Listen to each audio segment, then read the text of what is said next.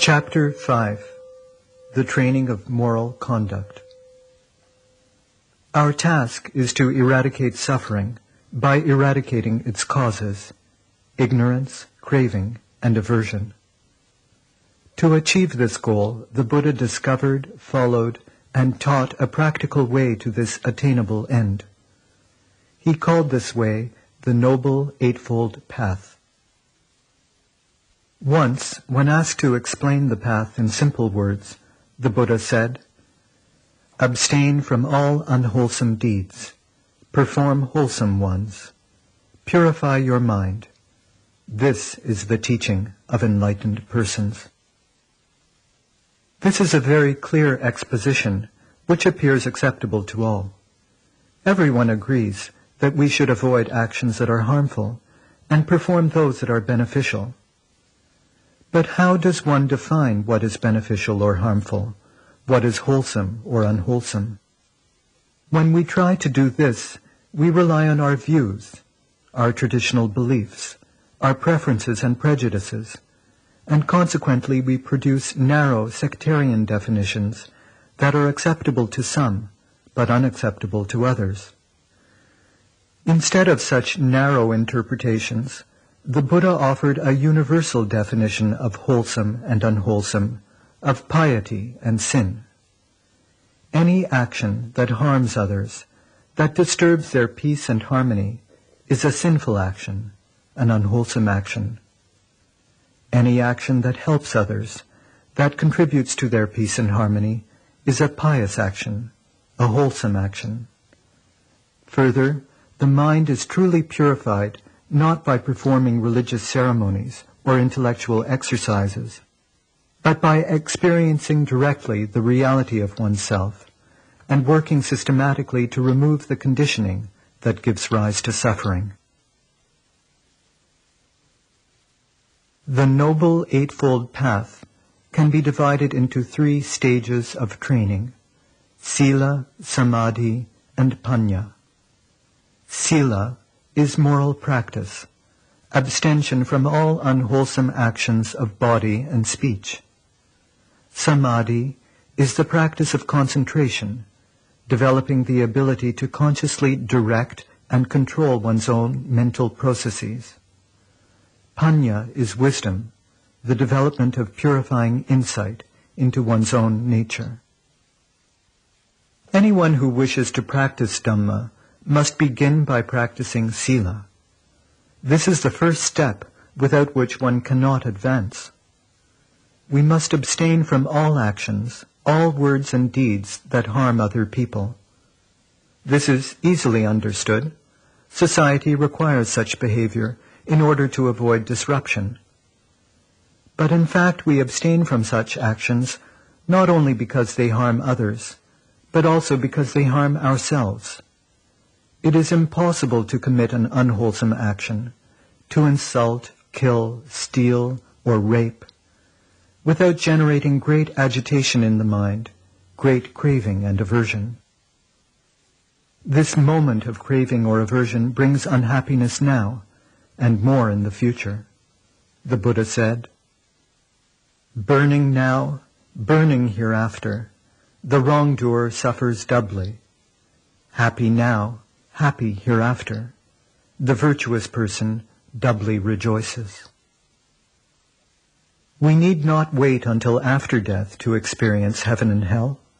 We can experience them within this life, within ourselves. When we commit unwholesome actions, we experience the hellfire of craving and aversion.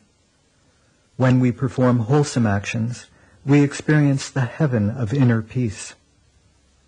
Therefore, it is not only for the benefit of others, but for our own benefit, to avoid harm to ourselves, that we abstain from unwholesome words and deeds. There is another reason for undertaking the practice of Sila. We wish to examine ourselves, to gain insight into the depths of our reality. To do this requires a very calm and quiet mind.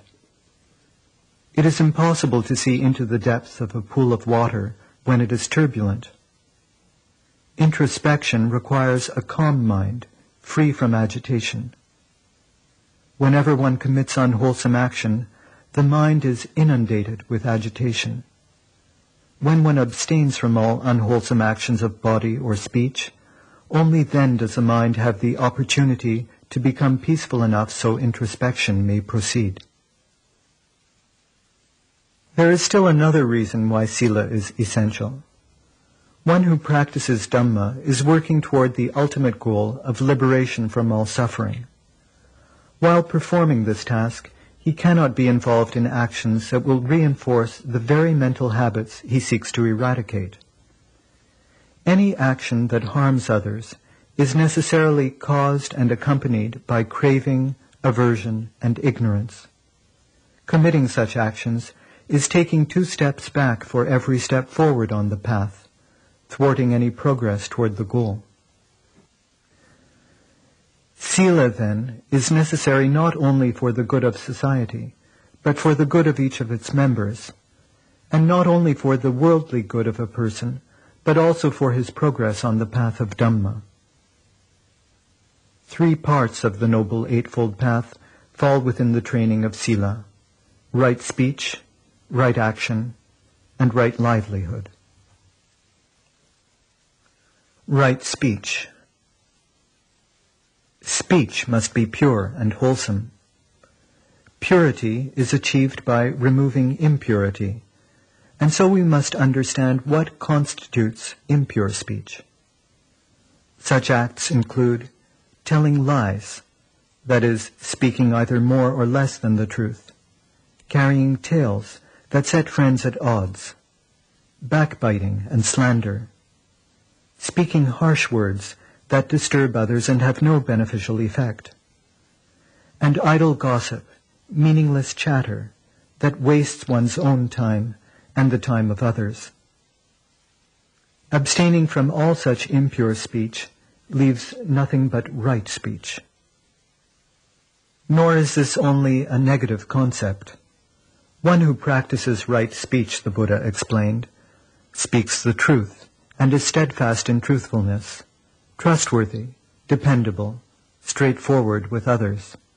He reconciles the quarreling and encourages the united. He delights in harmony, seeks after harmony, rejoices in harmony, and creates harmony by his words.